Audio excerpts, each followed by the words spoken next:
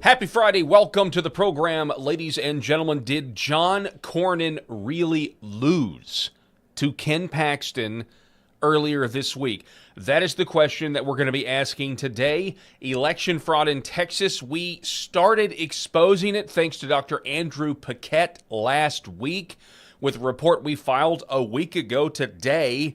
And now we can look at the numbers and the data, secret algorithms changing ballots, actually creating new ballots that they can do whatever they want to with, and then discarding the old ones, and then no one is the wiser because they're clones.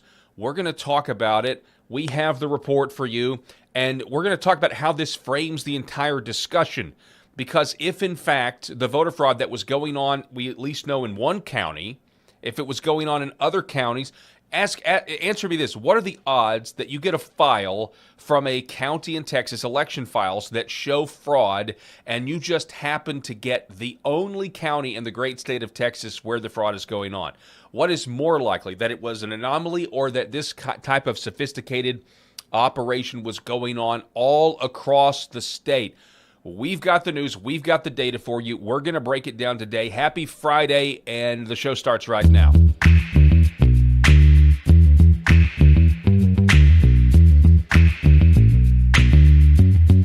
Paul Harrell program.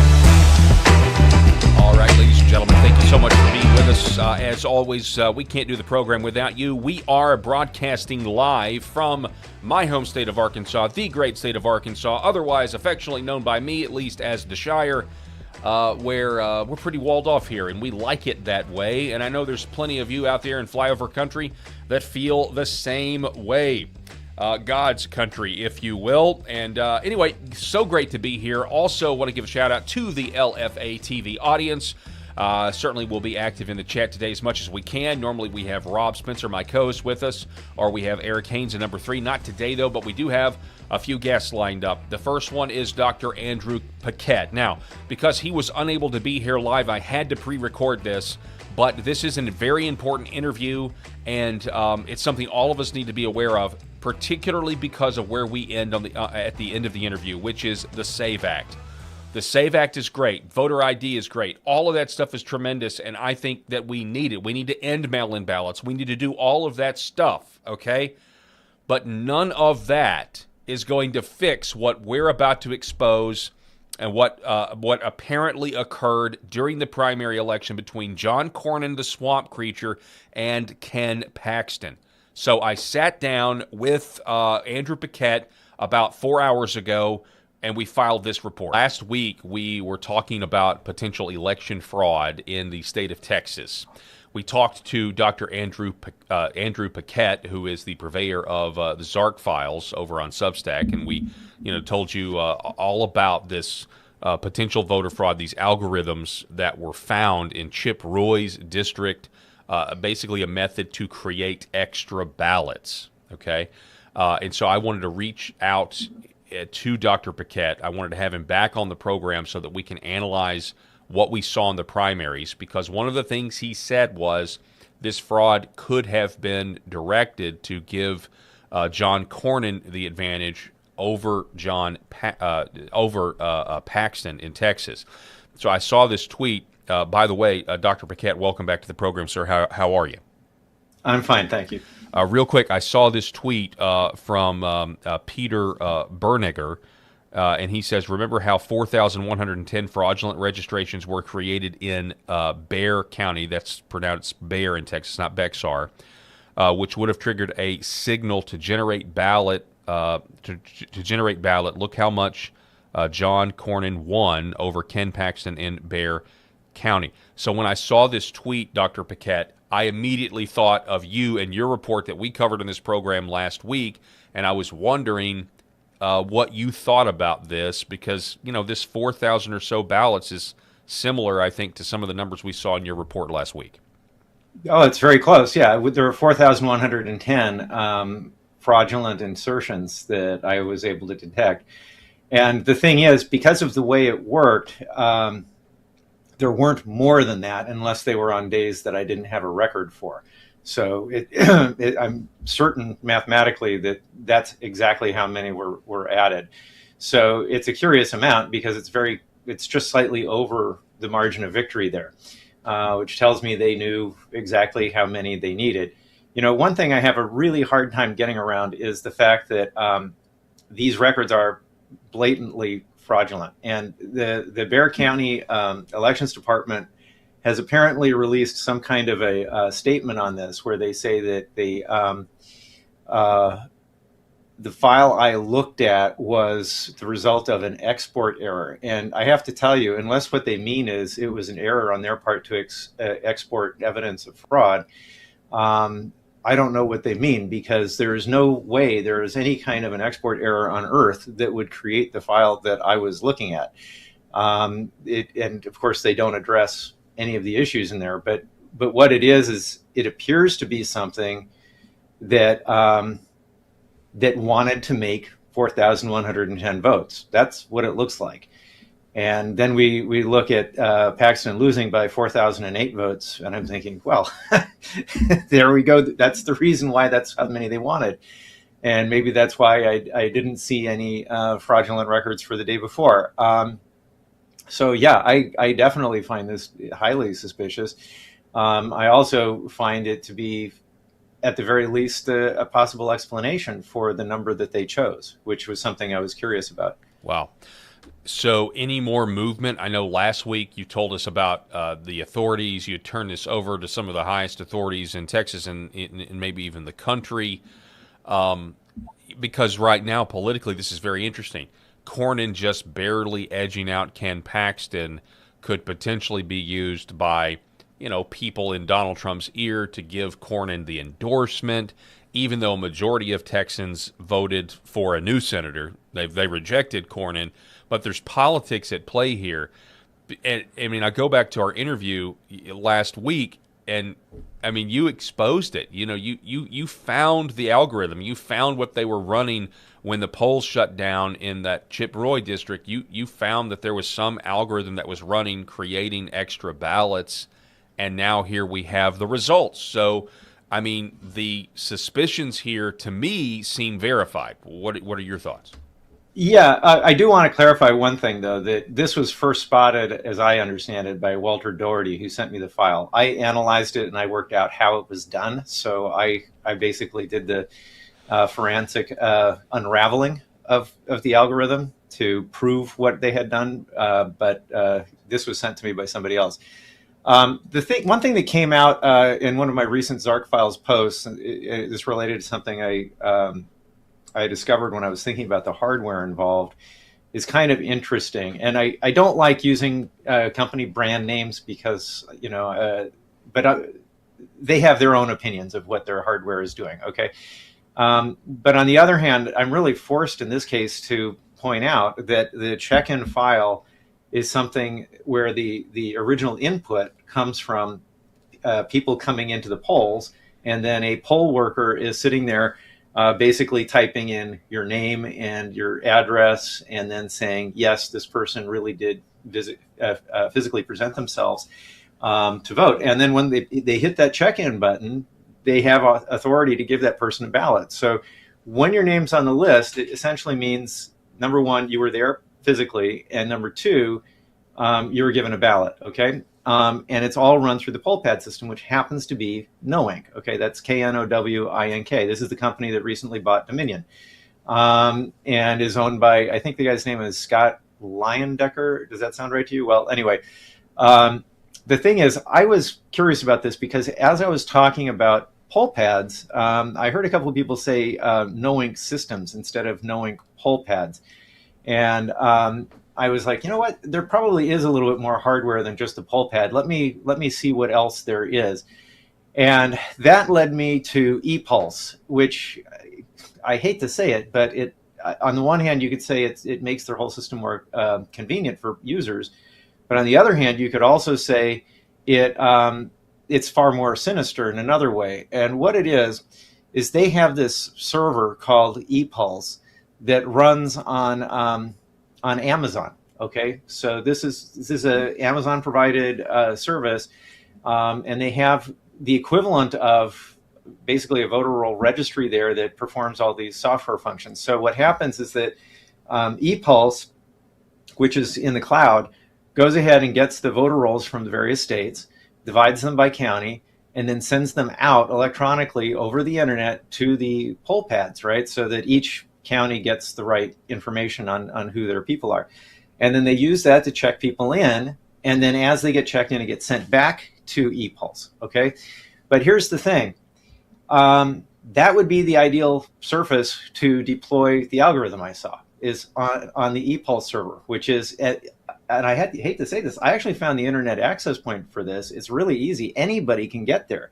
You could be in China, Russia, or Antarctica. Wow. Just go on the internet, and they've got the login screen right there. So as long as you know the username and login, you can get in, which all by itself is an enormous security risk, whether or not it's ever been utilized in a nefarious fashion. So I'm sorry to interrupt, but is there any way to tell? I mean, do we have a way to know that the margin of victory for Cornyn, that these votes, these ballots were created by this algorithm? Have we connected those dots to where we know that this happened and it directly benefited Cornyn, or do we just have to assume that because of how the numbers are so close with what you found last week? I'm closer to saying we have to assume it. The thing is we know that the number of fraudulent records that were created, and we know that number is slightly more than the margin of victory in that particular race. But what we can't say is where those ballots went. And the reason is because they're fully anonymized. And at this point, as far as I know, no one's really looked at the ballots. So it may be that they have 8,000 odd ballots sitting in a box somewhere that should be 4,000 ballots, or it could be that somebody took 4,110 real ballots, threw them away, and replaced them with bad ones, and nobody would know because the numbers are going to match. There's a number of different ways it could have been done, or they could have just been digital, but I don't believe that, because you don't need to insert registrations this way on a check-in system unless you intend to create fake ballots. And actually, I shouldn't say it that way. They're genuine ballots, but they're fraudulent in the sense that they don't belong to real voters. But this ePulse thing really bothers me because that thing actually is connected to not just Bexar County, but every county that uses those poll pads. And it's also connected not just to Texas, but to every state that uses those systems. So they could, in one place with one person, go ahead and use this exploit, and every single person on the receiving end would have no idea what's going on. So if you ask them, you go to the County Board of Elections, for instance, and you tell them what you see, they're going to say you're out of your mind because they don't know anything about it. It's all happening above their head. Because we're not running our actual elections. Third parties are running our elections. Yeah, that's really what it comes down to. And as far as I'm concerned, when officials go ahead and hand over the elections to somebody else to run, they've abdicated their authority and they've failed in their promise to be a good custodian of our elections. And I really think that our election officials should not be allowed to hand it over to the third parties. And they might say, well, we're not going to invent an electronic polling system. And I would say, yeah, that's a really good idea. Why don't you just skip those things? Yep. Because they're expensive, and they actually don't do the job very well. They raise all sorts of questions like these that I would say at the very least invalidate their credibility with the public. So I want to read from your piece here. We put it up on the screen a second ago. Here, I'll put it up there now. You say, this much we know. A sophisticated algorithm altered the check-in results. The alterations generated 4,110 fake check-ins, while discarding 4,116 real ones. Those check-ins represent ballots generated on the basis of false information. The original check-ins, presumably, though with a chain of custody broken by the algorithm, it is hard to know for sure, were then restored, leaving no trace of the exploit in the production files. Bexar County released a statement implausibly claiming that the 4,110 fake registrations were caused by an export error, which you just referenced. This is only Bexar County. The question I have for you, Dr. Paquette, you haven't looked at other files from other counties, have you? Could this have happened across the state of Texas? Is it likely that this same thing happen across the state of Texas.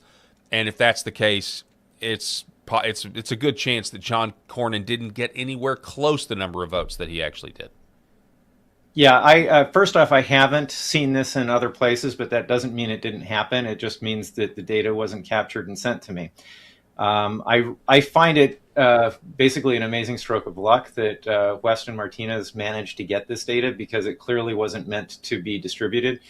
And they also clearly meant to destroy it as soon as they could, as soon as they had finished using it. So he got in basically right in the nick of time and managed to capture the data. But as for whether it happened elsewhere in Texas, I believe it almost certainly did. Okay, the nature of what I am seeing tells me that the most likely scenario is that this software was run on an ePulse server or something similar to that, and then distributed. And there is nothing preventing that distribution method from being statewide, as opposed to limited to just Bexar County. I also think it would be really remarkable if the only person who asked for this data happened to ask in the only county where it was actually created. That makes no sense to me. There are 284 counties or so in Texas, and I wouldn't be in the least surprised to find that it was used throughout. I think that's the most likely case. Yeah, no, that's a great point. Yeah, what are the odds of you getting the one county that this is happening, and it's happening in no other counties? That makes absolutely no sense. You're exactly right. Dr. Paquette, I mean, you're continuing to monitor this situation. Do you think there's going to be any of this exposed? I mean, at this point, you've got Cornyn, who likely is going to get an endorsement from President Trump over this, and yet it's very possible he didn't win at all. He didn't win at all. Ken Paxton might have won the whole thing outright, for goodness sake. Well, there's a couple things on that. It does look that way, and that's kind of frustrating. But on the other hand, I know that President Trump is actually pretty good at keeping his cards close to his vest. I mean, I know he was signaling that he was going to go to war with Iran a couple months ago, but as you know, and I know, and anyone who was watching knows, he did a really good job of pretending he wasn't going to go after Iran and making it look like maybe those guys were on their own. And then he went ahead and he attacked. And so when I'm looking, and I've also seen this happen as well with some of his appointments, where there will be some issue where we're seeing reported that someone in the administration is causing problems or something, and then nothing happens to that person, or they get elevated or something like that. So with this, I know that this information is in the hands of the Trump administration. I know they're taking it seriously. So the news about Cornyn getting his endorsement is confusing to me, because it doesn't track with what I know behind the scenes about this particular piece of data, okay, and the way they're handling it. Because if they intend to follow this to its natural conclusion, Cornyn can't be the endorsed candidate. At least that's not how I read this particular situation. And also, it's pretty clear that Cornyn doesn't support Trump. Paxton does. I know Trump wants the SAVE Act passed, but on the other hand, I also know that, like most people, he is thoroughly revolted by people who resort to extortion. Which well, what's interesting? Here, what's interesting with that is, Ken Paxton said, "Hey, I'll drop out if you get the SAVE Act passed." My question to you is, and do you correct me if I'm wrong? I don't think the SAVE Act would stop this from happening again. This algorithmic anomaly. I mean, the SAVE Act is about voter ID, ending mail-in ballots, but I don't think the SAVE Act is going to stop this type of stuff. I could be wrong. What do you think? Oh, sorry. I have to tell you something. This is related to what you just said. Yesterday, this is one of the beautiful things about getting stories out there, is people read them and then they get back to you and they tell you more about the story that you didn't know, right? So yesterday, I think it was a minimum of 2 people, but it might have been 3, told me about something that happened also in Texas a couple years ago that looked like the other half of this. And this is basically the proof of what you just said, that the SAVE Act wouldn't do anything, okay? And what it was is that back in 2022, I think it was in Dallas is what they were telling me, but they had poll workers, they had just finished the day during an election. All the people who were voting were all gone, and this one lady was looking at her poll pad, and the numbers had started going up. Now, the thing is, they knew how many people had come in because they didn't trust the poll pads. So what they had done, apparently everybody among the poll workers, was they were keeping a handwritten list of who came into the polling station to vote, right? So they'd write down their name and I guess their address and maybe even the time they showed up. And they were using this to reconcile with their poll pads so that they would know that the poll pads were accurate, right? So throughout the day, they were reconciling perfectly, no problem. But then basically as soon as they shut the doors, the number of checked-in voters on the poll pads started shooting up. And you can find this story if you look at it on the internet. I saw a couple links to it yesterday when people were sending it to me. But this is exactly what I would expect to see on the other side of the exploit, right? So you have the ePulse thing shipping out all, it runs the algorithm on the various check-in lists wherever it wants to do that. And it creates these fictional identification numbers and fictitious identities based on the real people who voted, right? And then it starts pumping them out to the poll pads.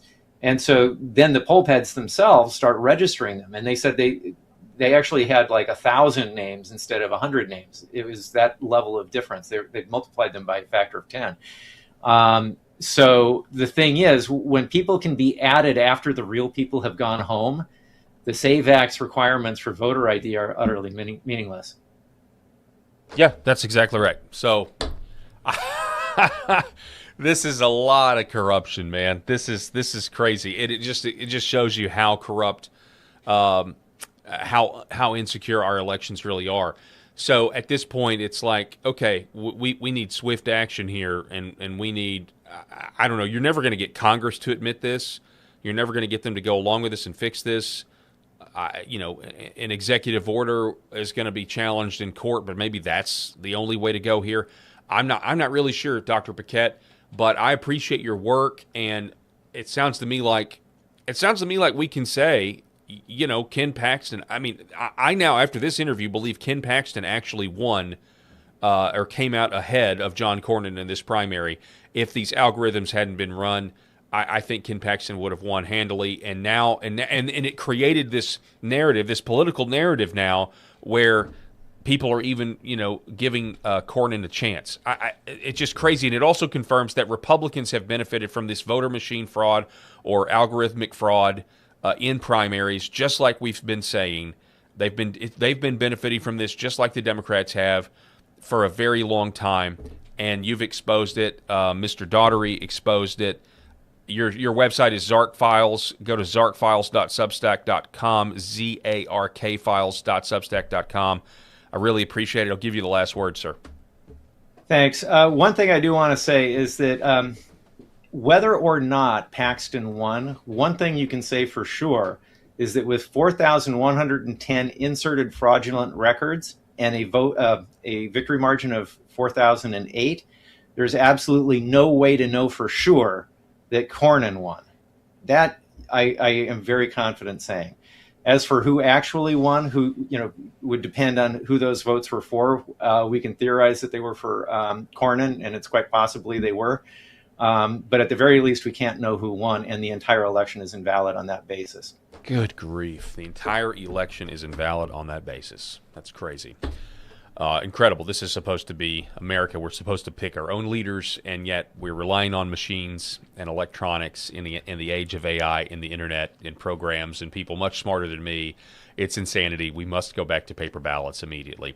Dr. Paquette, I hope you have a great weekend, sir. Thank you so much. Thank you. Have a good day. Yes, sir. You too. Folks, we'll be back here in just a moment.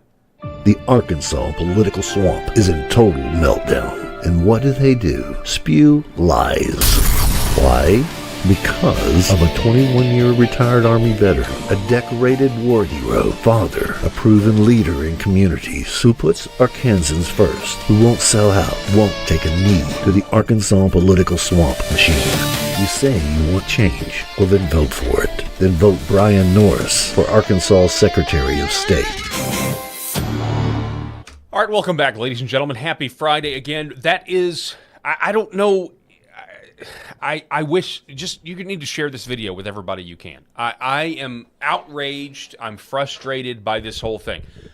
We did an entire show yesterday, or at least the first 30 to 40 minutes on this show yesterday was devoted to, debating John Cornyn, Ken Paxton. We exposed John Cornyn's record. We exposed how John Cornyn is not a Trump Republican. He, wanted harsher sentencing for J6ers who were essentially set up and entrapped. He compared J6 to 9/11. He's weak on the Second Amendment. He told President Trump that he should drop out of the race in 2024 because he had no chance of winning. He's best friends with the turtle of the Senate, Mitch McConnell. Out of all of our frustrations, that the fact that Congress just simply doesn't do anything, or they have the worst approval rating, in the country, that they consistently have a terrible approval rating because they're not actually serving the interest of the people. John Cornyn has been there doing nothing on our behalf, and specifically on the people of Texas's behalf. He's one of the ones up there who has been doing nothing to help you the longest. It makes no sense to keep him in there. But we did all this analysis. We did this show for you yesterday. We had this debate, and then I remembered, hey, wait a second. Andrew Paquette said he found voter fraud in Texas last week. Let me check in on that, because I saw a tweet, and sure enough, he's already written an article about the Bexar County fraud and the fact that it happened. I mean, you have Paxton losing by a little over 4,000 votes, and I remembered that 4,000 number was in the ballpark of the ballots, the number of ballots that he uncovered in one county alone. And so we're having this debate because Cornyn edged out Ken Paxton. We now have this debate. Well, maybe Trump should endorse him. Whereas if Paxton had blown Cornyn out of the water, figuratively, okay, in the election, then it would be clear that, of course, Ken Paxton's not going to drop out of the race, and of course, he's going to go forward and win in the runoff. And who knows, he may have won outright, because this was the thing. Last week in the interview with Dr. Paquette, I said, why is this going on? It was uncovered in Chip Roy's district. Chip Roy isn't running. It's an open seat. I can't remember. Did Chip Roy run for Attorney General of Texas? I think that's what he did. So it's an open seat. There's 13 other Republicans running in Chip Roy's district. That's where this voter fraud was uncovered in Texas. And I thought, it's just really weird that this is happening there, at least that we know of. And that's when Dr. Paquette said, yeah, you got to think of Paxton and you got to think of Cornyn. This is what this is about. This isn't about that local district, which also suggested last week that this was going on all over the state. And the fact that this would only be going on in one county, it's one county that we know of, and you heard Dr. Paquette say, hey, I've turned this over. The Trump administration even knows this. Now, does President Trump know it?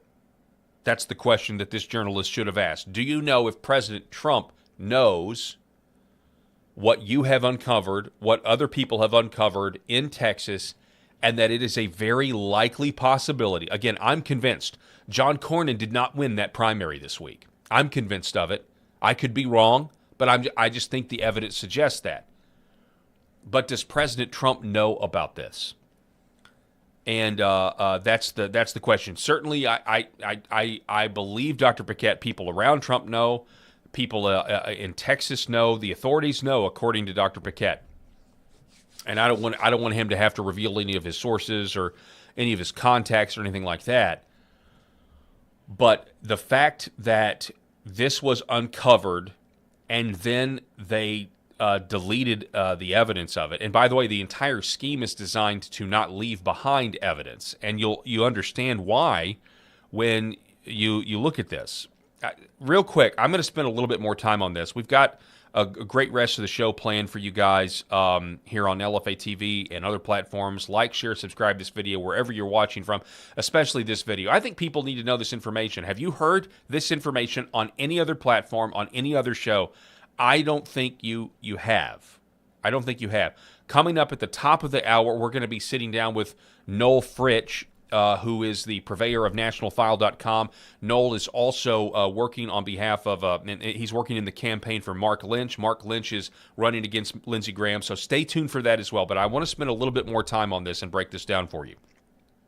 So Paquette writes that my previous articles on Bexar County deal with what I found in an interesting file given to me by Dr. Walter Daugherty of Texas A&M University. The file was a list of voter check-ins for Bexar County, Texas. He knew there was an algorithm present based on his own examination of the file and wanted to know what I might find. To my surprise, I managed to almost completely reverse engineer the full logic chain that produced it. This much we know. A sophisticated algorithm altered the check-in results. The altercations generated 4,110 fake check-ins while discarding 4,116. Now let me go to this tweet here. How much did John Cornyn win by, according over John Paxton? 4,008 votes. So again, I think that's just a coincidence because I think this is going on in many other counties across Texas. But it is interesting that it looks like they only had to do this in one county. What are the odds of that? That's interesting. So it says that the altercations generated 4,110 fake check-ins while discarding 4,000. So look at this. Voter ID doesn't solve that, okay? I'm just being real with you guys. Voter ID does not solve this problem right here. This problem that you're seeing right now that Andrew Paquette has exposed, people are checking in at the poll places whether they show ID or not, if there's a piece of software running in the background that then just creates 4,110 fake check-ins while taking the real check-ins and just deleting them, they're being replaced by the fake ones. So you go in and you think you voted, but not really. You got deleted and replaced. Delete and replace. And then guess what? The check-in number and the actual number of votes are pretty much the same. There's no way to really audit this. There's no way to actually audit what is going on. So the original check-ins, he says, presumably, though with chain of custody broken by the algorithm, it is hard to know for sure, were then restored, leaving no trace of the exploit in the production files. Bexar County released a statement implausibly claiming that the 4,110 fake registrations were caused by an export error. Quote, today I want to deal with that aspect of the story that I know less about than the other parts, the hardware chain involved and the potential scope of what happened. This means I am generating a hypothesis to be investigated, not making fact claims. My previous reporting concerned data I had in front of me and could discuss with considerable confidence. In this article, the territory is less certain, but it must be explored regardless. Like many discoveries, they start with an idea of what might be found. That is what I want to do here.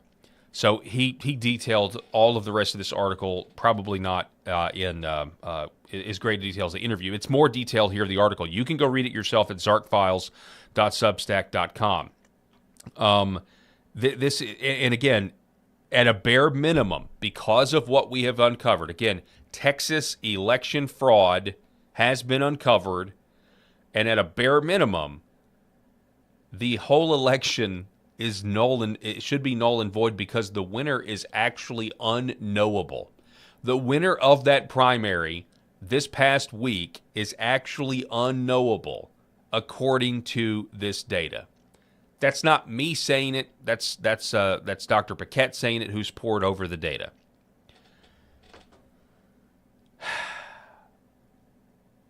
And the reason this matters, ladies and gentlemen, is because even Ken Paxton said that passing the SAVE Act is the most important thing we could do for our country right now, and is considering dropping out of the race if John Cornyn goes ahead and supports, the means to do it, the SAVE Act or the standing filibuster or getting rid of the filibuster or whatever they have to do it. But what I'm telling you is the SAVE Act will not solve the problem at hand. Oh, it'll solve a lot of it. I mean, the Democrats with the drop boxes and their mail-in ballots, voter ID. Oh, it'll certainly solve a lot of, it'll certainly make fraud harder. There's no question about that. It'll make it harder. But it's the machines that are the issue. It's the machines that are the problem. It's the computer world. It's the cyber world. It's the networking of it. And I don't know if anybody out there has ever watched the sci-fi series Battlestar Galactica from the early 2000s with James Edward Olmos. You guys ever see that series? The whole reason why in the giant human apocalypse that kicks off the whole show, spoiler alert, when the robots attack, there's one ship that survives. And that ship survives because the rule on that particular spacecraft is there's no networked computers allowed, because it was insane that we can't fight machines and we can't do this if we're going to have networked systems, because if they hack one, they can hack it all. And yet, in this day and age, and by the way, that's sci-fi, but the principle is 100% true, especially when you think about how much we're relying on technology and the AI and everything else. It is insane to continue to have elections where you go, this was the first time where it really hit home. I went and voted on Tuesday in my primaries here in Arkansas. And, I've done it many times, and I've thought about the machines, but knowing what I know now, knowing that I, as a taxpayer, am not allowed to know the source code, not that I would know what to do with it, but I am not allowed to know the source code in those machines because it's proprietary, which fundamentally means a third party, a private company that we have no say over. They are the ones ultimately in charge of our elections, not our elected officials, not our county officials, not our county clerks. And so when I walked in and I cast my vote this time, this was the first time as I'm punching the little buttons, and I got my little souvenir. I got my paper ballot souvenir that's supposed to make me feel better, right? Supposed to make me feel better. This was the first time where I'm tapping this stuff and I'm like, this is ridiculous. All of this stuff could be easily manipulated. And I'm going in here and casting my ballot. I don't know if it's actually going to matter. And there's a bunch of other people that are just like me. But it doesn't even matter what I think. What matters is the truth in this situation. This is how we pick our leaders. This is how this is life and death here, right? Because our leaders decide things like healthcare policy. Our leaders decide whether or not we're going to send our young Southern men to war. I mean, I mentioned South because I'm from the South, and that typically is who answers the call when we got to go to war, and we got to go. When I say we, I mean they. I didn't have the courage to go to war or to sign up. But I'm this voting machine thing has got to be solved. And I'm not saying that doesn't mean I don't support the SAVE Act. Please don't hear me say that means I don't support the SAVE Act. But I will question the wisdom of Johnny sweep the leg, Johnny, of Johnny sweeping the legs out from under Ken Paxton to protect a swamp creature so we can get the SAVE Act passed, when what we just exposed here is that you can't even trust the election that just went on in Texas this week. And if you do pass the SAVE Act, it doesn't address the election fraud that we're talking about that I believe gave John Cornyn the edge. And if John Cornyn had lost the primary, certainly if Ken Paxton had gotten 50 plus 1, it would be over. But I don't think it's near it. Based on this, I'm sorry. I know it is my hypothesis. You can take it or leave it. But something stinks here. Something stinks here. And the narrative that we're hearing online and X is now, who gets the endorsement? Who gets the endorsement? But if you really know if what we're saying here is true, if this report is accurate, we're talking about the wrong stuff. We're talking about the wrong issues. And it would be very ironic for Ken Paxton to bow out. And he'll get the praise. I told you yesterday it was a genius political move to say, hey, you pass the SAVE Act and I'll drop out. That was a genius political move. But it would be very ironic if he did that to get the SAVE Act, and yet the SAVE Act doesn't address the fraud that we now know occurred. We knew it was going on last Friday. If you watched the program, if you watched my show last Friday, you would know this. I wanted to do a follow-up with Dr. Paquette now that we have even more data and even more information. So food for thought. Sound off. Let me know what you think in the comments. Let me read some of the comments here. T. Mitchell 3, truth, Paul. Thank you. I appreciate that. We have no Eva Braun. Ava Braun. No digital anything. We've got, let's see, Bapalamubo 1958, facts, Paul. I appreciate you guys' support. I appreciate your support. I really do. We've got Year Out saying, Year Out saying, President Trump has said, get rid of the machines. You're exactly right. He has said that.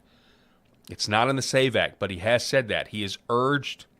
Look, and I do think ultimately the Supreme Court will rule against any attempt to federalize elections. I think for federal officers, we absolutely should federalize elections, but I'm just telling you, I think the Supreme Court will rule against us in the end. So that's why Donald Trump had people show up, had the governors of America show up to D.C. or to wherever they were, and he gave a speech. And I'm just going to be real with you guys. He called specifically, he actually called my governor's name, Sarah Huckabee Sanders, and said, Sarah, get paper ballots. He specifically called her out and said, we want paper ballots. That hasn't happened here in Arkansas. That hasn't happened. As a matter of fact, I believe the only county in the nation to vote for paper ballots is Independence County. They had a referendum, and they went paper. And you know what happened in December? The quorum court went against the wishes of the people. It passed over 60% of the people wanted paper ballots in a small county in northeast Arkansas, Independence County, and the quorum court with pressure. And by the way, this is all being challenged in court. The people vote one way, and then the quorum court comes back and reverses it because all of these people from the state and from Little Rock were in their ear telling them, you can't do this, because there's a lot of money on the line. There's a lot of reputations on the line. Oh, and just so happens, potentially Republicans benefit just as much as Democrats from electronic voting machine fraud. So there's that too. But here in our home state of Arkansas, there was another county, Searcy County. Searcy County, their quorum court decided to vote for paper ballots. And it passed. And then the state came after them. I'm not going to get into the details, but the state came after them. It's pretty messed up when you think about it. You got to ask the question, why? And it ultimately, in some instances, comes down to money. But with something like this, it comes down to control. Because we have, and I'm just going to be real here, and I know it's not this audience, and I don't mean, I'm not coming after, I don't mean to be one of these guys that comes after all boomers, because I love boomers. I think I actually identify as a boomer at heart, but I'm certainly not. I identify as a boomer from the get off my lawn standpoint, like I'm there with you. But I do think there are a lot of people in the older generation, and I want to respect my elders, but I think there are people in the older generation that have been lulled to sleep by this advance of technology, and they have a complete lack of imagination about how it can be used to enslave us. There are people that don't want to hear it. There are people older than me in positions of power that simply do not want to hear it. But it's right there in front of us, in front of our own eyes. We all saw what happened in 2020.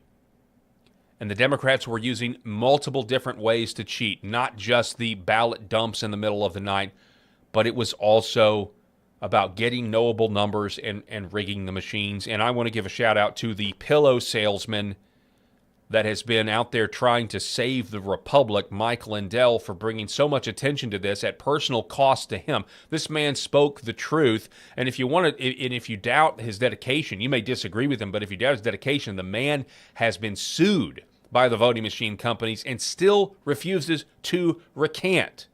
And it's cost him a great deal of money. And that's how you know he really believes what he says. By the way, if you want to go to MyPillow, if you want to get a MyPillow product, they got great products. Just use my promo code PH, and you'll save some money. So Log 23C, I watched it last Friday for sure. The report. Thank you so much. I appreciate this audience. Again, we're live on LFA TV on Rumble. Make sure you go there. If you want to I know we've got people watching in different places, but just so you know, if you want to become a part of this great online audience that has a chat that I think is probably one of the most active chats on the entire internet, which is saying something, you got to go to Rumble. You got to get an account. I don't even think you have to have an account, but you should. If you want to comment, you got to get an account and go to LFA TV, subscribe, and you can watch all of their shows, including this show that is weekdays, Monday through Friday, from 4 to 6. Let's see here. Yeah, okay. Somebody said something about the storms.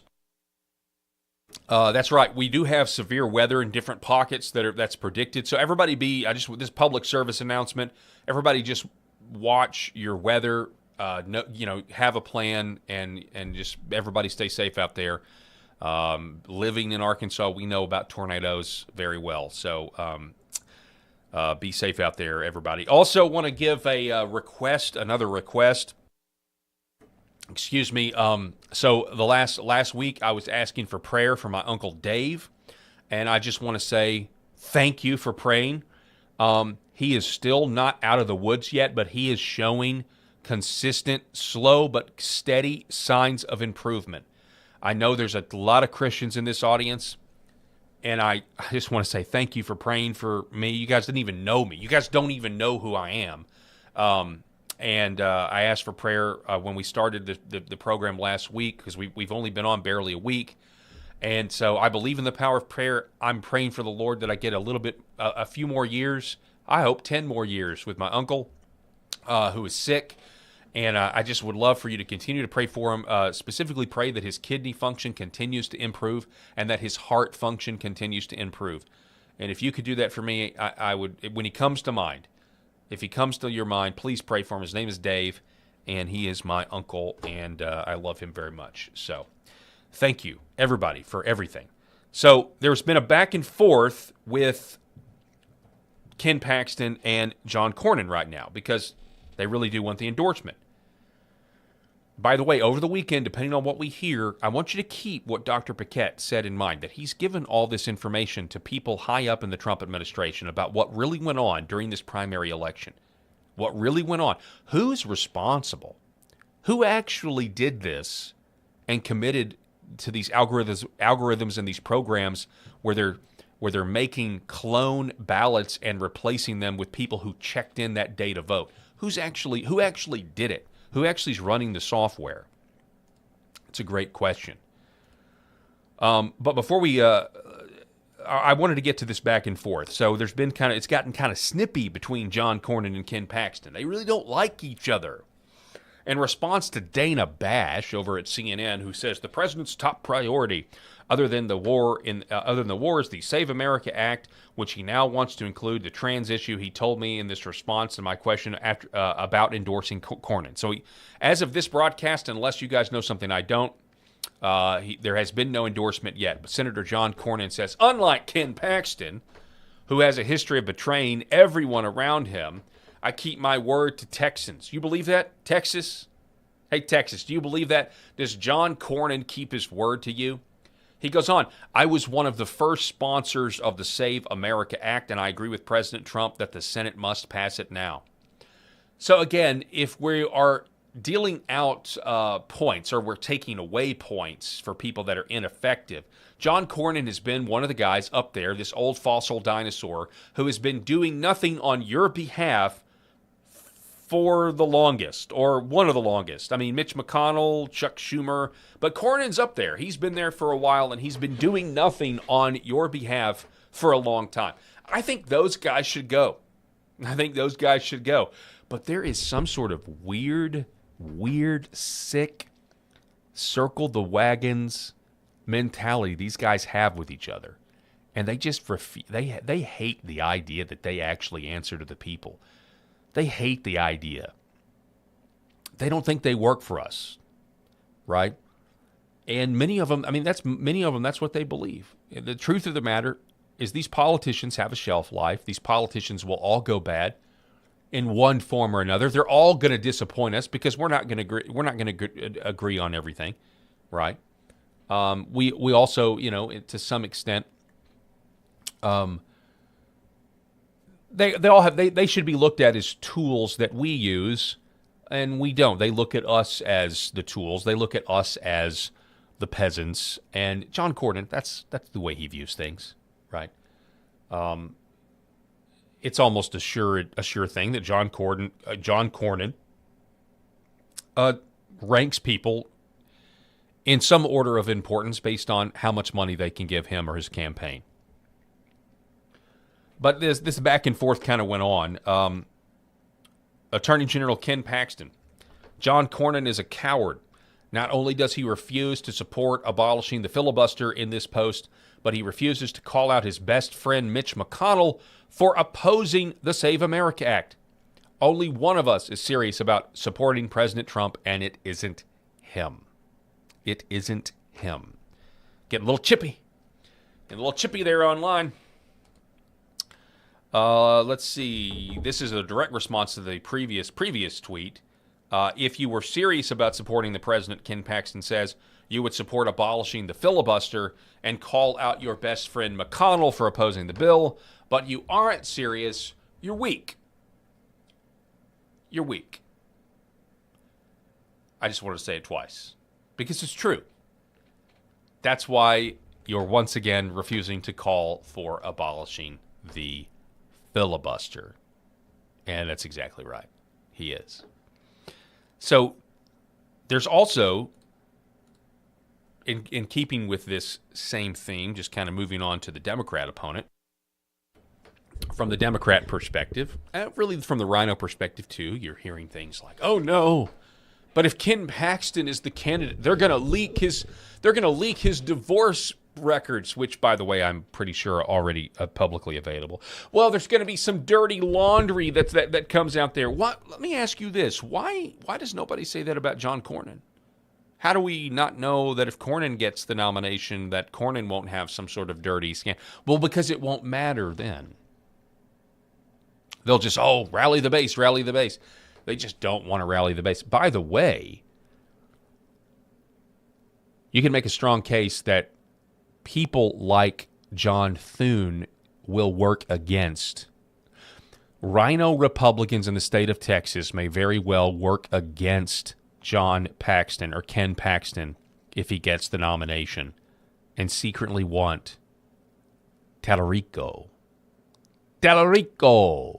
to get the nomination. You watch. That's how petty these people are because we're not on their side. They're not on our side. They refuse to lose. And the reason they never go away is because nobody really ever holds them accountable. Because ultimately, this type of stubbornness leads to criminal behavior. And that's why the Intel oligarchy ultimately framed Donald Trump for treason. And that's why they also did a Fedsurrection and tried to squash populism. And that's why they went after Trump. And to date, we still have nobody who's in jail for that. Nobody who's in jail for that, by the way. Now, there are some potential deals that could be made. Ken Paxton could drop out. He could get a cabinet position. I mean, if you told me right now that Pam Bondi was going to be fired and replaced with Ken Paxton as part of a deal to get the SAVE Act passed, okay, that would be great. I mean, I can't deny that I think that might be a really good idea. I'm just pointing out to you that there was voter fraud in Texas, though. It's out there. It's there if you want to look. People know about it. So it's very ironic. I can't get over it. I mean, just know that may be what we're told. That may be the spin. Think about this. Ken Paxton's dropped out. They're getting the SAVE Act passed. Ken Paxton's now been nominated for Attorney General to replace Pam Bondi, who, by the way, it is, the Dow is 50,000. It's like as soon as she said that, of course, attacking Iran didn't help things. But the point is, you're going to hear that this is all going on. And by the way, it also doesn't mean, if that scenario were to play out, it also doesn't mean that the administration is not going to do anything or just dismiss the evidence of Texas voter fraud in this primary that they now have, according to Dr. Paquette.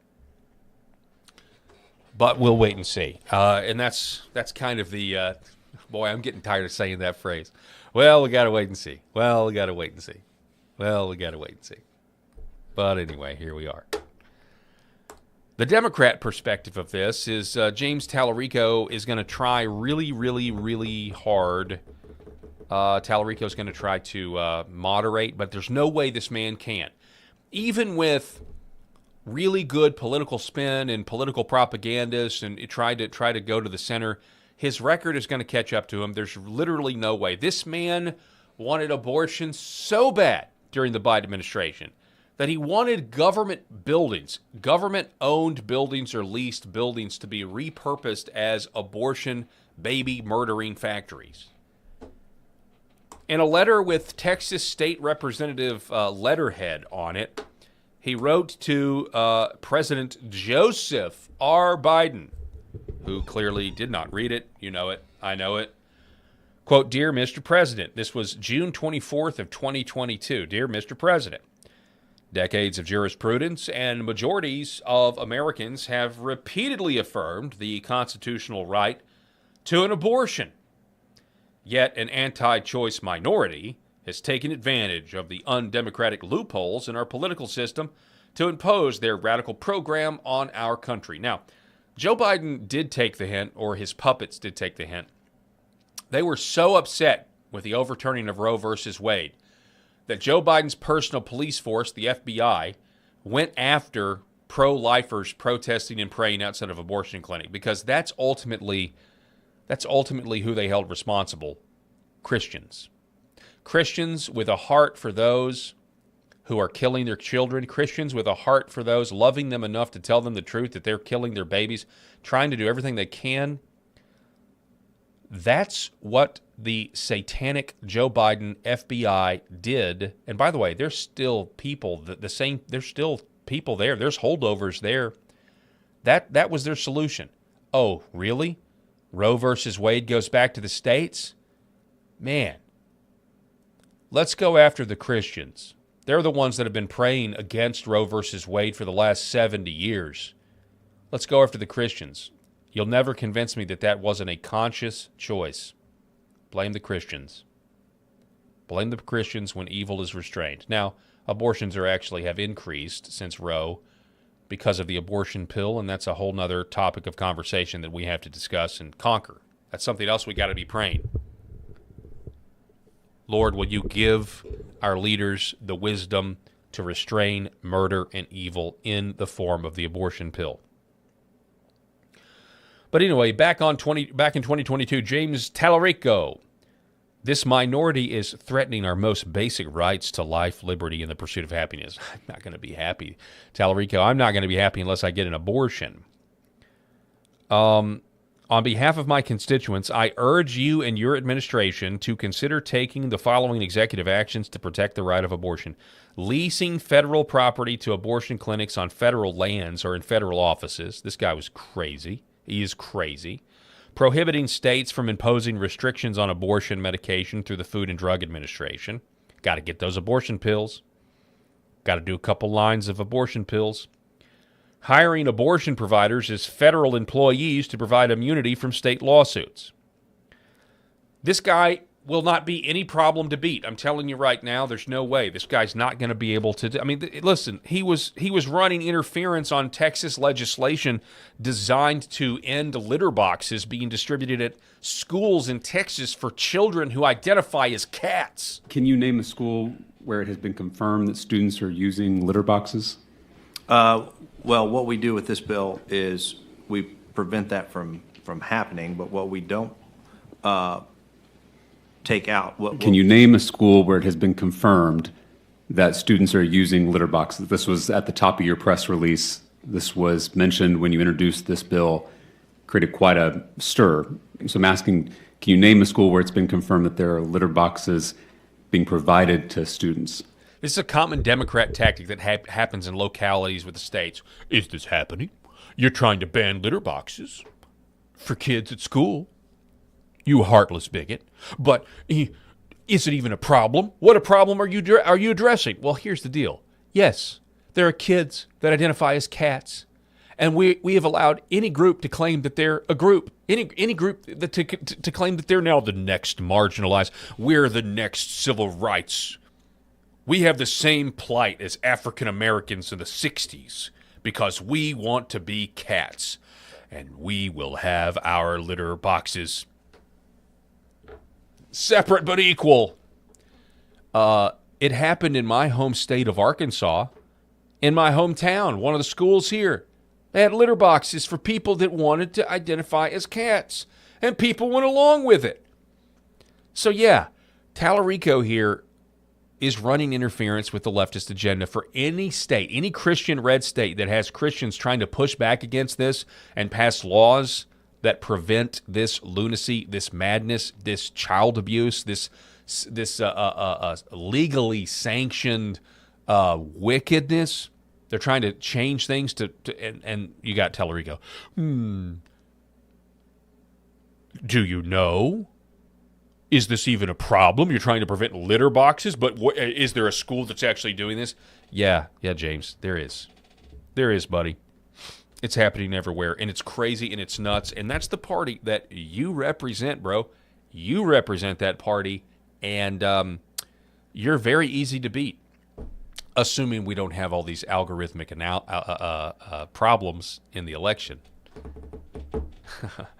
If you got those, who knows? All bets are off. Never underestimate the ability of our electronic voting machines to pick our candidates for us, as we just did a whole show on that. Coming up, we're going to be talking with Noel Fritsch from nationalfile.com. We're going to take a quick break and be back here in just a moment. Don't go anywhere. Happy Friday, folks. Behind every precious life, there was a choice. Behind every family moment, behind every special memory, there was a choice. A life of joy. A life that is beautifully and wonderfully made. At 7 Weeks Coffee, we are funding the pro-life movement, one cup at a time. Will you let your coffee serve a greater purpose?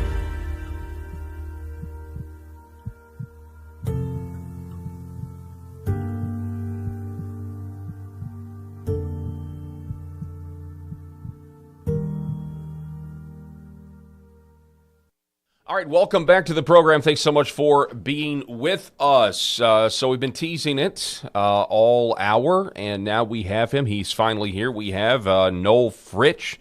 Noel Fritsch is the purveyor of nationalfile.com. He's a personal friend of mine, and he's also working for the Mark Lynch campaign, and of course, we've talked many times on this program. Mark Lynch is running for Senate against Lindsey Graham, and of course, if there was a mascot for rhinos in Washington, D.C., Lindsey Graham would be it. Noel, welcome to the show, sir. Welcome back. Thanks for having me, Paul. Good to be here. All right, so I do want to get to Lindsey Graham here in a minute. I want to get to Mark Lynch and the kind of campaign he's running because I think it's good, and I know the people of South Carolina are responding well to it. We're going to probably do our little segment Graham Watch here in just a second, but I would just like I want to talk a little bit about the politics, the events of yesterday, because I know you're certainly in a lot of the circles in that area, and you have a really good bead on what's going on. So let's start with Texas, okay? Let's start with what's going on in Texas. President Trump 2 days ago saying, hey, I'm going to endorse somebody. It's going to be Cornyn or Paxton. I think you and I both know a lot of MAGA thinks it's going to be Cornyn that's going to get the endorsement because that tends to be where Trump tends to endorse rhinos. It just is what it is. But then we hear from Paxton the other day saying, hey, I'll drop out if I can get the SAVE Act passed. What are your thoughts on all of this? Well, so it's notable that he didn't endorse Dan Crenshaw, of course, and then Crenshaw lost. And Steve Toth, or Toth, I'm not sure how Steve says it. He's a former House rep from Texas. I think he might have been back in office, actually. He's been on again, off again House rep in Texas for a while. Ended up taking out Mr. Crenshaw, Eye Patch McCain. So maybe Crenshaw. We don't want to say Crenshaw's going to join Eye Patch McCain, the real McCain. We're not going to have a reunion of Eye Patch McCain with the real John McCain, in heaven in the meme where McCain's looking down, from the clouds, Those are good. praising the Republicans for funding the ACA, the Affordable Care Act, known as Obamacare, continuously now for 15, 16 years. We don't want that for Mr. Crenshaw. But with this thing in the Senate race, you got an 11-week runoff. I think it's May the 15th or May the 17th, something like that. Don't hold me to the exact date. I'm busy in South Carolina. No. I think we looked it up yesterday on the program. I think it's like June, or May, or maybe it's late. Maybe it's late May. I think it's May. It's 11 weeks from Tuesday, the 3rd or whatever day that was. Okay. So it's not quite 3 full months. So take it from March, April, May. So it's right in there in the beginning of part of May 11, May 15, something like that. So now, and Chris LaCivita, who was tweeting online and taunting Paxton, well, you thought that first campaign was rough, where they spent $200 a vote to try to, drop a ton of bricks, on Paxton's head like Wile E. Coyote.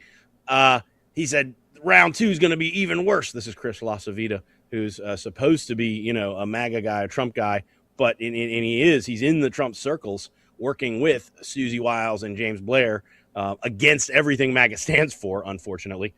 And but this is the same Chris LaCivita who turned Virginia blue, who turned North Carolina blue. And now you got to look at this guy's track record.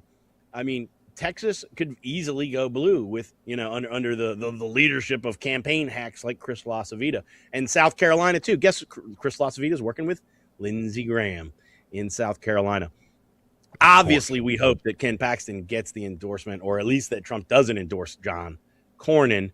The people of Texas didn't, what Cornyn had 45%. He did not have a majority. A majority of voters voted against the incumbent, John Cornyn. So Trump should respect those wishes. Again, a majority of Texas primary voters, Republicans, voted against John Cornyn. Why would Donald Trump come into this and maybe kick this hornet's nest? I mean, he thinks that his endorsement's it's a very powerful endorsement. Everywhere I endorse, they win. He says, look, what I'm hearing the last 3, 4, 5 months, people aren't happy, Don. They're not happy with Epstein. They're not happy with Bondi. Okay. They're just not. And by the way, there's lots of polling that's been out there that's showing that. And Don's not happy with it. I know that for a fact. Susie's not happy with it. LaCivita's not happy with it. There are some sort of Stalinist overtones that are beginning to emanate out of the federal city from the White House toward people who are being honest about Donald Trump's polling numbers. I'm not going to get too much more specific with that, but these are very high-level people who have their pulse on the opinion because they do a lot of research into with the polling and the surveys, and they know where the American people are, and they do very honest polling. And if everybody reads between the lines of everything I've just said, you can figure out what I'm talking about. It's somewhat coded. And so there are very serious pollsters out there who are being entirely silenced by the Donald Trump team. Okay? Yeah, I think I know. I think I've heard exactly the story that you're referring to. It's going to make the news at some point, and that's all I can really say about that. Yeah. But it's there. So the point being is that people are not happy with this, and I think that if Trump endorses Cornyn, I could easily see a backlash effect. Yes, there are some low info voters.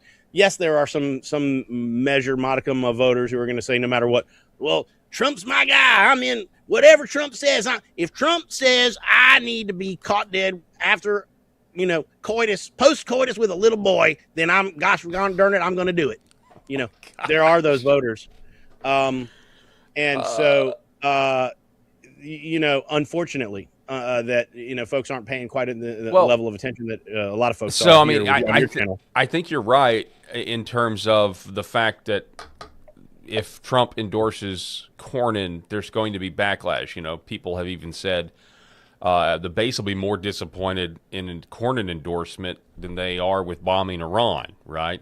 But I think that's why Ken Paxton may be making a deal here. Do you see that happening? And what do you think about that? Because, I mean, we're told, so this is kind of a loaded question, Noel. We're told that the SAVE Act is the most important thing that we need right now. Now, I do think there's good stuff in the SAVE Act. I do think our elections are not secure. I think the electronic voting machines in the age of AI are insanity. I think that's what needs to be addressed first and foremost. But, yes, you need to have an ID. Yes, we need to get rid of mail-in ballots.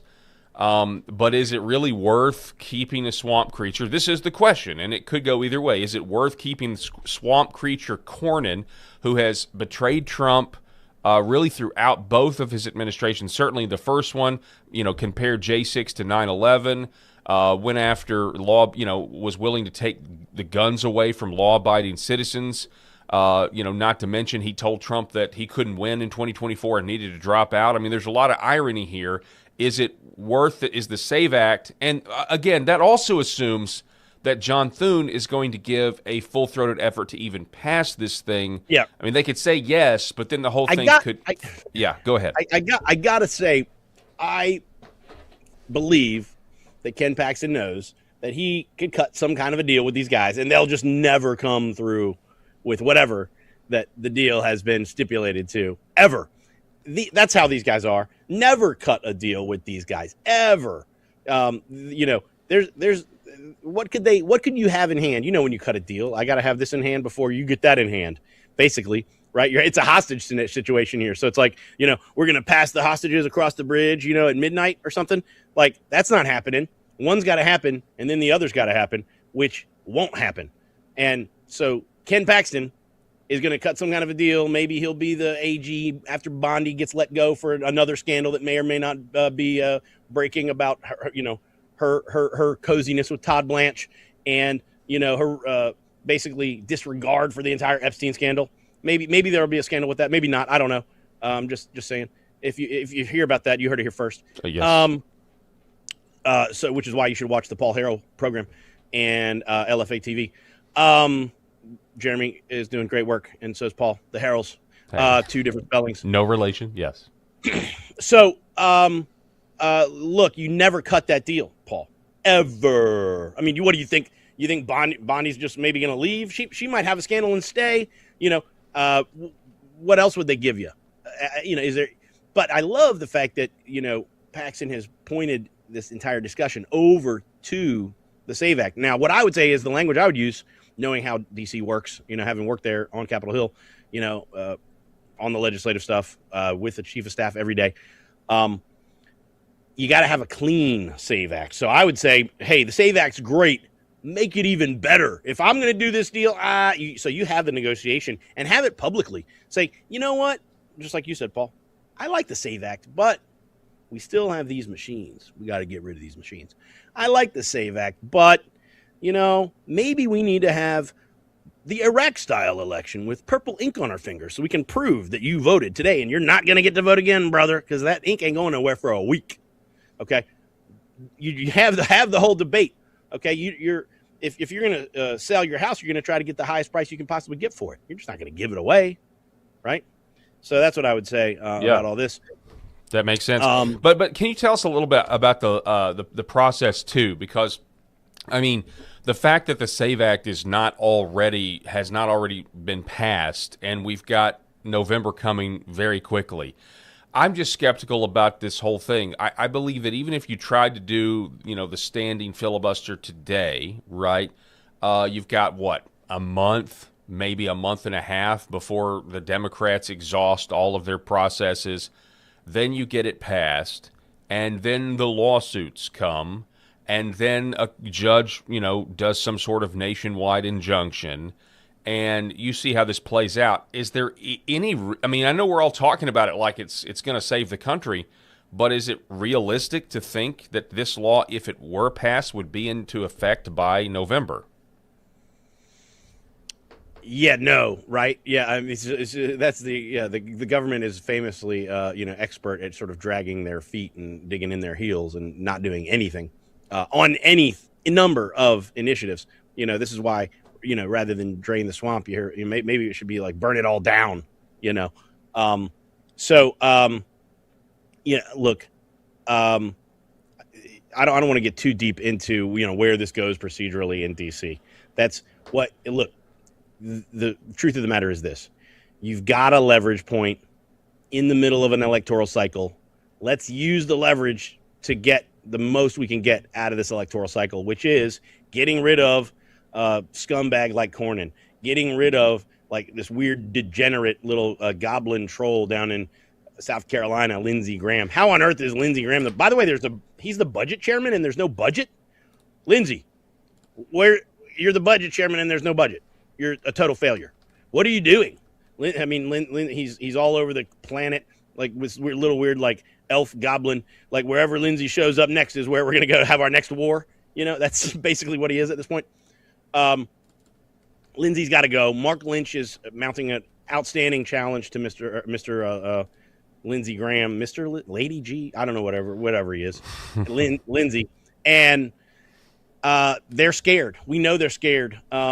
I've heard rumors that they're even going to think about putting out a negative ad on him, on Mr. Lynch, because they're so scared. And we've had intel about their internal polling for a long time. It's going back into late last year in late 2025. And we know Lindsey Graham is scared. That's why he is. I've even heard from Fox News that they're ticked off at him that he calls them and bothers them so much to get on TV. He obviously is using it. Yes. Well, it's funny that you say that because I saw Mark Lynch tweet something about this the other day in the wake of the Texas primary results between Cornyn and Paxton. A lot of people started looking at the amount of money that was spent per vote. Of course, I believe Paxton spent something like $5 million, and then you've got, all combined for Cornyn $100 million, and so Cornyn was spending over $100, I think $116, something like that per vote, versus Paxton spent something like, I don't know, was it $3 or $4 or $5 a vote? And so you just wonder how much money are these, Republican rhino committees going to waste trying to keep Lindsey Graham in office? It's probably going to be substantial. Yeah, I mean, you would think that a guy that's like supposed to be in charge of the federal budget committee in the U.S. Senate, would have some semblance about like how to use money effectively. And for all these Republicans are out there. Well, we got to beat the Democrats. Well, if you say we got to beat the Democrats, why does it take, $85 million for Cornyn to come out of his primary, or whatever the silly number was, $60 million? I don't know, $30 million, whatever the number was spent on that primary, some silly number. To lose and to not even have a majority, right? What a loser that Cornyn. Imagine spending $40 million and not even getting what you paid for. Okay. What a loser. I prefer my war heroes not to be captured. It's pretty good. I can't even attempt a Trump impersonation, but yours is pretty good, Noel. It's pretty good. I'm not Sean Farish, but I'm okay. It's not Sean. It's not as good as Sean's, but it is good. He does really well. We need to get him into. I know that. Look, technically, Trump has endorsed Lindsey Graham. We haven't talked about this. There was a huge scandal the day after this primary, like on Wednesday and Thursday. It's been breaking out the last couple of days about the Truth Social post that went up from Donald Trump's Truth Social account. Yeah. So let me tell you about that. So we had planned yesterday. Rob and Eric and I were getting to that story on Truth Social, and we originally went with the Twitter post with the screenshot, and we were like, we cannot believe this. How, and Rob was pointing out the irony of saying that mutilation, because Trump used the term mutilation, but said that it's okay, unless, or the post said it's okay unless the parents say mutilation is okay. Oh, that's the other one. Yeah. Oh, there's several. Okay. Well, let me wrap this one up. So we were getting ready to just like pull our hair out, claw our eyes out with this, And then I was like, just so you know, this isn't fake. And I pulled up the Truth Social link because I had that pulled as well. Wanted people to see this was coming directly from Donald Trump's Truth Social page. And I went ahead and refreshed it just to make sure, because there was something in me that was like, I got to make sure this link is live. And it was dead there, live on the air. It was dead. And I was like, oh my gosh, the link is dead. They must have taken it down because it was, it was going viral and people were very, very upset about it. And then, of course, about an hour, it said, 1 hour ago that there was a new post made and he had removed that. But what exactly are you referring to, Noel? Well, it's another Truth Social post controversy with in the wake of the Texas primary. And yeah, that's horrendous. There should be no transing of any minor child anywhere ever on U.S. soil or anywhere else on the planet for that matter. And if we're going to go to war, why don't we go to war for that? If they're by that standard, maybe we should just go to war with Europe, because I know they're transing kids in Europe. So, that's a really good point. Honestly, so right after the Texas primary, on Wednesday, somebody on his staff, as is now apparently the custom, just goes and posts for Trump without his knowledge, and says, basically, I'm going to be endorsing, and it's probably going to be Cornyn or whatever. Don't quote me on the exact content of that post, but it was leaning in that direction essentially, and it was way, and it pissed a bunch of people off. Same pattern. Bunch of people were like, what? What? And so they were. They immediately had to scramble. There's all this behind the scenes talk on the A Muse. I think his name's Alex Muse, Twitter channel. He had a couple of sources that were telling him what was happening behind the scenes. And so, they're in the middle of trying to hammer out all that deal that we've talked about at the top of the show here, or the show here. So, there is heavy pressure, of course, on Paxton. There's heavy pressure on Trump to not get this wrong. And there's heavy pressure on Trump to just go with the party. So he's got Susie Wiles and La Savita in his ear. They don't want to get this, all the industry that's given Cornyn all these hundreds of millions of dollars, over the years. They don't want to take a big L and lose their investment with Cornyn and have a guy. That's exactly right. That's what it comes down to. That's exactly right. It is an investment. Cornyn is an investment. But also, and I'm just going to remind everybody, one of the things that we have learned with the Epstein files is that Washington, D.C. is run on blackmail. I just think that is perfectly clear to say at this point, right? And so this is why they want to, and I'm not saying for certain that John Cornyn is being blackmailed. I'm not saying that for certain. I'm just throwing a hypothetical out there that if he is, they don't bet on it. They don't want to make more work for themselves and have to go find blackmail on the next guy, right? And so that's one of the reasons why you'll see the swamp back Republicans. And then, of course, they really want Republicans to lose when it's all said and done, because they'd rather have they'd rather have the admitted communist than the closet communist. So. Yeah.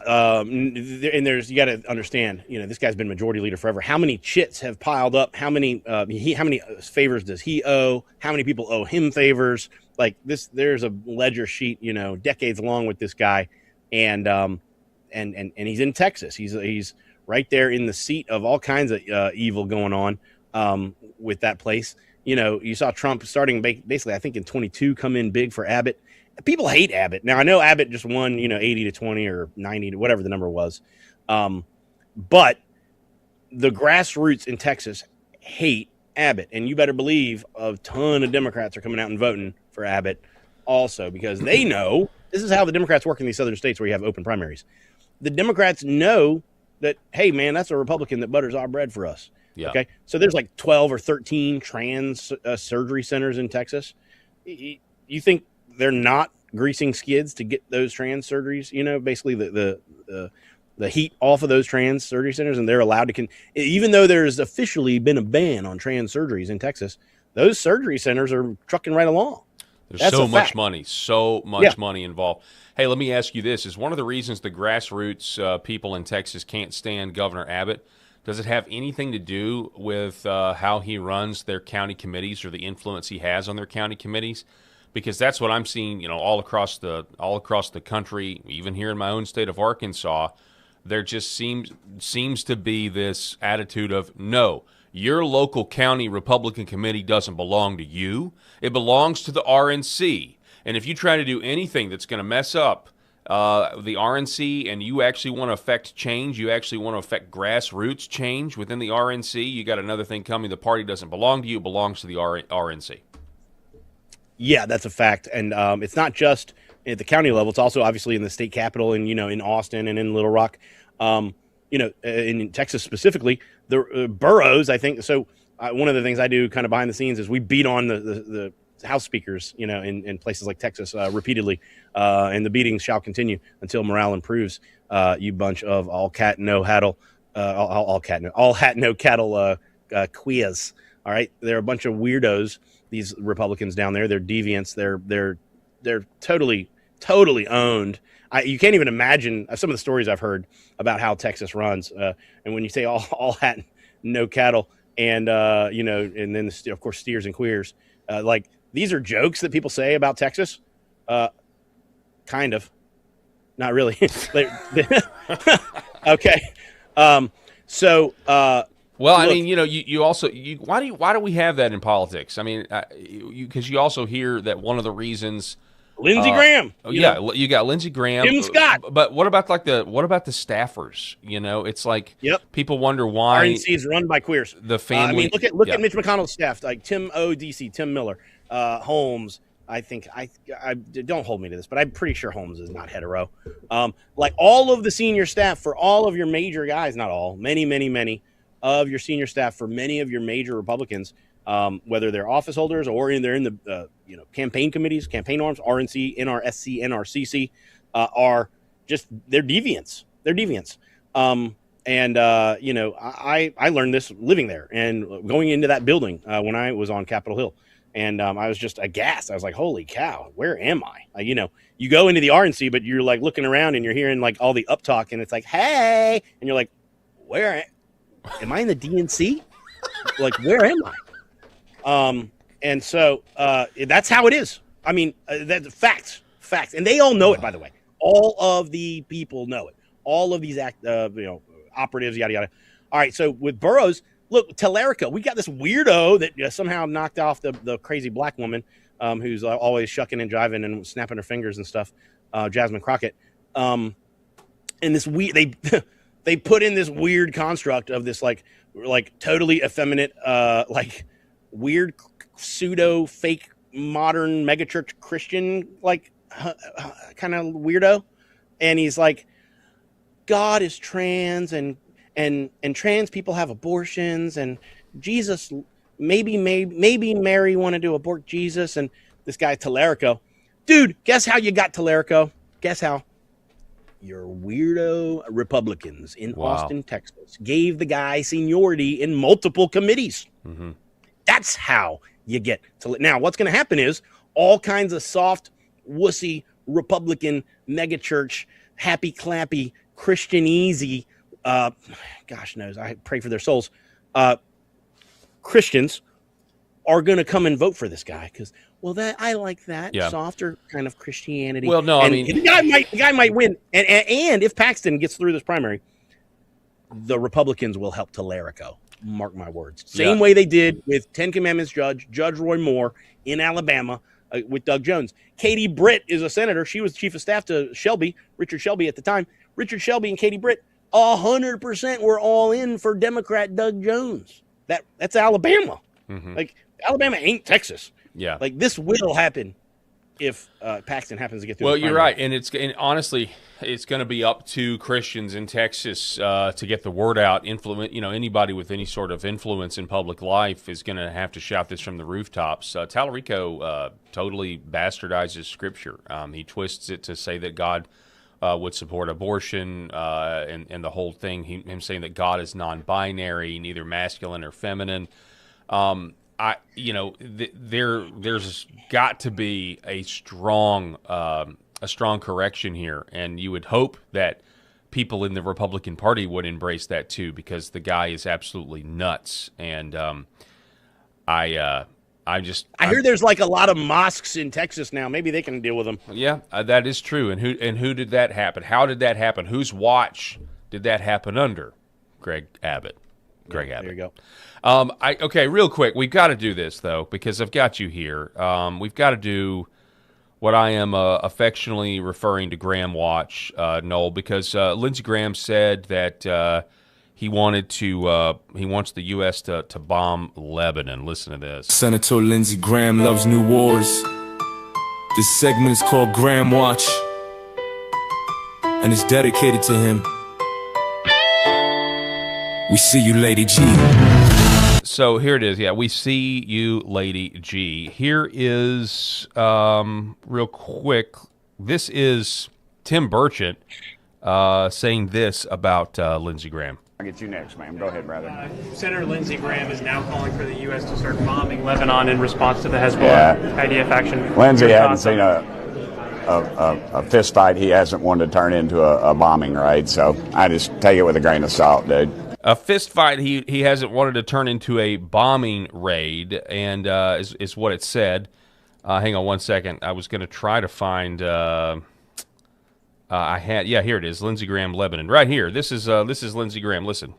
In 1983, Ronald Reagan sent Marines and sailors to try to police and deal with the Lebanese civil war. They were at the end of the runway. Hezbollah attacked the Marine barracks, killed 220 Marines, 18 sailors, and wounded 100 others. Ronald Reagan, who I admire and love, withdrew and never did anything about it. So I'm calling on President Trump today. Join Israel to attack Hezbollah. Avenge the Marines. America never forgets. Those 220 Marines and 18 sailors' families, we want to go after the infrastructure that killed your loved ones. Their IRGC assets in Beirut as I speak. President Trump, come up with a new operation called Simplify. Fly with Israel and go after Hezbollah, who has American blood on its hands. Not only take the mothership of Iran down, also take the proxy of Hezbollah, settle the score, even the account. So Noel, here's the deal. I mean, we are in the midst of already. Look at that face, by the way. Just look at that face. We are in the midst of Semper gay. We are in the midst of. I said it. A very, it's a not an ideal situation, to say the least, right? We're in the middle of a war with Iran, and in the middle of this, when we're still trying to get our bearings, we're still trying to figure out, okay, like we've got to. I mean, I want this to end as quickly as possible. I don't want any ground troops. I didn't want to bomb Iran in the first place, but here we are. We got to deal with what we got. But you got this guy in the background. Basically say, no, escalate. Now go into Lebanon. I mean, this guy is absolutely nuts. We are buying missiles back from Ukraine, which we gave to Ukraine because Lindsey wanted us to give them to Ukraine. This is our budget chairman. Whose idea was it to give the federal budget to a homo? Like, who made that call? How did this happen? Why? Does Lindsey Graham get the role of budget committee chairman? It's unbelievable. This guy is a deviant. Everybody knows it. And if they don't know it now in South Carolina, they will know it soon. I just have a hunch. And he's going down. He knows he's going down. He's deathly afraid of losing his job. And what is it with like homos being like warmongers? That's kind of, they're very violent. Why? Like, you hear like about like domestic violence, especially like in like the lesbian community, but the gay community too. There's a lot of domestic violence in the gay community. Why are they so? They're like it's like orders of magnitude higher than in the hetero community. Yeah, I honestly don't know. I can't answer that question. No, I don't know, but it is interesting, and people keep making this point. Lindsey Graham has no children. His sexual deviancy aside, or alleged sexual deviancy aside, like he has no children, and yet he has since he's been there since 2003, I think, and all this guy does is send other people's children to war. And I honestly, I just think if you don't have children of your own, you should have no say in sending people to die. And it's sick. It's absolutely sick. Yeah, he's in trouble. He knows it. That's why he's running for every camera and every microphone he can possibly find. He's trying to. It's a tough guy act, Paul. He wants to seem as if he's a tough guy, basically. And I don't know. I mean, I don't know if it's working. I don't think it's working. Yeah. I don't think people see Lindsey Graham real quick. Like, Real quick, while I have you, Noel Fritch, what did you think about the whole Department of Homeland Security situation? We're swapping out Kristi Noem, and now we're getting Markwayne Mullin, a guy who famously tried to fight somebody from the Teamsters Union, I believe, in committee, in one of Bernie Sanders' committees.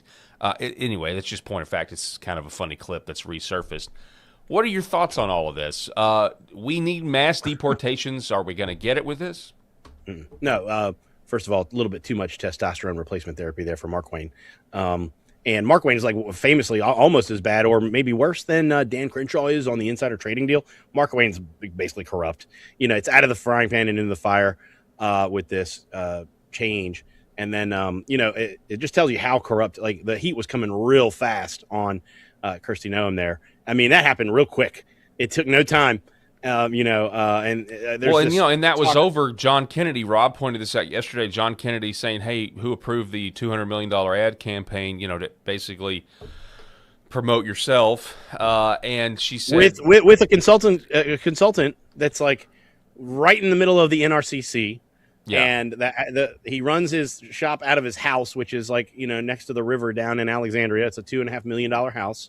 And the LLC for the Shell Corporation that was paid this the balance of the money ended up being like 150 million or something like that, 155 million dollars. And think about that, the sums of money for this. It went to a Shell Corp that had been opened up like, a week prior, maybe 8-10 days prior, something like this. And don't hold me to that. But you're talking the guy Michael McElwain or something like that is his name. This consultant. They didn't mention. It's funny they didn't mention the name of the consultant because it goes straight into like NRCC politics. That's why they don't mention the name. Like your corruption is in the party, and that's the bottom line. And you were hitting on that earlier. The party is corrupt. The party is beholden to China and other foreign countries. Facts. They just are. It's not a conspiracy at this point. And they're also beholden to, oligarchs, which are basically borderless oligarchs at this point. And so that's the root of the corruption. This is massive scale corruption here. They're saying they're trying to make it salacious, like it had something to do with, Lewandowski having affairs with Kristi Noem or whatever. I mean, yeah, that's true, but I don't think that's what got this thing pushed off. Yeah. Well, no, I mean, it could have been a lot of stuff, but I mean, who knows? Senator Kennedy might have been asked to ask those specific questions because she was kind of already on her way out. But yeah, when she said the $200 million ad campaign was approved by Trump, Kennedy says Trump called him and said, "I never said that," and that was kind of the end for Kristi Noem. But it is very interesting. We're going to continue, and I don't mean to black pill. I'm a black pill bulimic. So I'll take the black pill, but I've got to spit it right back up, because I know God is in control of all of this. But I do got to ask, who takes Congress? In your opinion, right now, as things stand, it's the beginning of March. Do the Republicans hold on to the House or the Senate? Definitely don't keep the House. Maybe keep the Senate if we get a pickup in Georgia. I think that's kind of how it goes. But Iowa ain't looking good. Montana ain't looking good. We're gonna have problems, no question about it. But look, I'm gonna go ahead and predict this. And there's a lot of people on here who probably have been sold the filibuster for many decades by Fox News and all the rest of the folks who sell the filibuster. We've got to get rid of the filibuster, and first of all, it's not constitutional. Second of all, it's just a trick. It's a shell game trick that's used to screw us over all the time. If everybody's real honest and just says and looks at everything just honestly and says, look at Obamacare. All the time they say, oh, you got to have 60 votes, until it's time to F us in the A. When it's time to F us in the A, oh, we did it with 50, and then boom, tomorrow it's back to 60 again. So look, guys, you have to understand that's how it works. They're using the filibuster to F you in the A. 60 votes, you can't get something that everybody wants. Can't get the SAVE Act, can't get regular tax cuts, can't get, all this stuff that everybody wants. You can't get it because I can't get 60 votes. Okay. And by the way, but then next cycle, it'll be, we got to have that filibuster because it's protecting us from the Democrats. And this is not Donald Trump. Donald Trump's actually saying get rid of the filibuster now because thank God. I mean, I'm so thankful to Donald Trump that he's saying get rid of the filibuster. It's huge. It's a historical thing. It's a huge historical, momentous thing that he's doing that. It can't even be. You can't overstate it. How important that is. So the Democrats are going to have a list of crap that they're going to come F us in the A with again, and then Fox News is going to hold you captive. Is what they're going to do. They're going to hold you captive. Okay. And they're basically keeping you sick, like with Munchausen syndrome, like some sick parent saying, "Oh well, we got to have this. We got to have. I'm so glad we have Kirsten Sinema, the bisexual from Arizona. Okay, for this and Joe Manchin. There'll be more. It'll be the Pennsylvania guy. It'll be Fetterman who will hold tight and save the filibuster. That's my prediction. Somebody else like him. If you happen to get a Democrat in like a Montana or an Iowa or whatever, it'll be there. Or Georgia. It could be like an Ossoff maybe. I think we got to hold this filibuster. And then you're going to have all the Republicans now saying, "Oh, thank you. I'm so glad we kept the filibuster." And look, here's the bottom line. You've got to let them hang on their votes. The only way to do that is to take away their shell games, which is the filibuster, and say 50-50, straight up, boys. What do you got? Let me see your cards. Yeah. Lay them out. Let what me see do you actually believe, and then we can hold you accountable when you expose yourself as being against the American people, against populism, and ultimately because they never take controversial votes. Paul, one of the biggest tricks up there, and there's we should probably be teaching classes on this stuff. One of the biggest tricks up there that they use is they never take controversial votes. They never take controversial votes. That's their number one job when they go to work every day is avoid a controversial vote. That's how they think. That's the inside of the mind of every congressman and every senator in D.C. Avoid controversial votes so they can keep this gravy train rolling. Well, so we need to think the opposite. Put them on the record with controversial votes. I was talking about this yesterday, but I remember when I was covering what was going on in Arkansas politics down in Little Rock at the Capitol.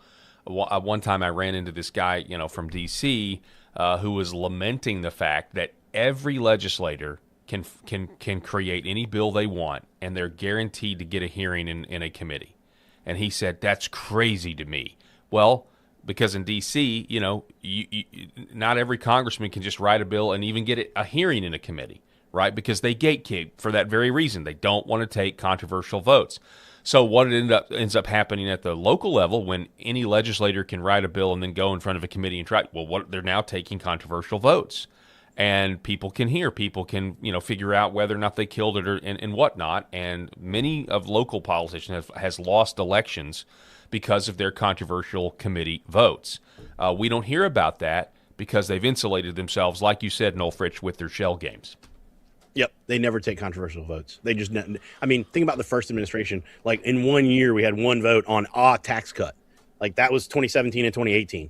Now here we are, like we're over a year in, and we haven't even what have we done? We had a BBB vote, one again, and that's it. That's it. Now we're in the election season, so nothing's going to happen.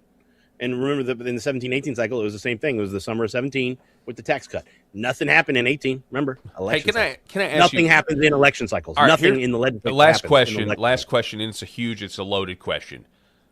Congress is just very unpopular. It has been for a long time. They do nothing.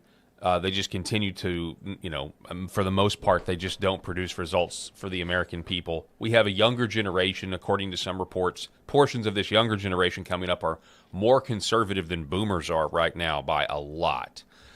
Do you think in my lifetime and in your lifetime, there may be people like so fed up that they're willing to entertain a completely different form of government? And I know what I'm saying there. I'm not saying that I want that, but I just think generationally, generation after generation, you keep ignoring the people.